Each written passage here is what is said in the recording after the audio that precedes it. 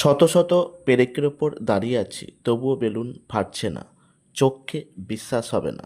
চলুন, এর আসল কারণ কি আজ আমরা জানব। বিজ্ঞানের খেলা। নমস্কার, আমি দেবকুমার।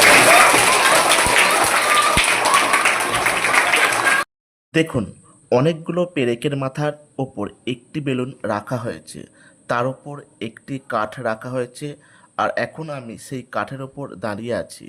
অবাক করার বিষয়, বেলুন ফাটছে না। যখন একটি মাত্র পেরেক থাকে তখন পুরো বল খুব ছোট একটি জায়গায় পড়ে, তাই বেলুন সহজেই ফেটে যায়। কিন্তু এখানে অনেকগুলো পেরেক একসঙ্গে আছে, তাই আমার শরীরের ওজন সব পেরেকের মধ্যে ভাগ হয়ে যায়। প্রতিটি পেরেকে বেলুনের ওপর খুব অল্প চাপ প্রয়োগ করে, ফলে কোনো একটি পেরেকই বেলুন ফাটানোর মতো যথেষ্ট চাপ সৃষ্টি করতে পারে না, তাই বেলুনটি ফাটে না। এমন আরও বিজ্ঞানভিত্তিক ভিডিও দেখতে চাইলে একটি লাইক দেবেন ও পেজটিকে ফলো করে রাখবেন। আজকের ভিডিওটি আপনাদের কেমন লাগলো কমেন্ট বক্সে জানাবেন। নমস্কার, আবার দেখা হবে নতুন একটি ভিডিওয়।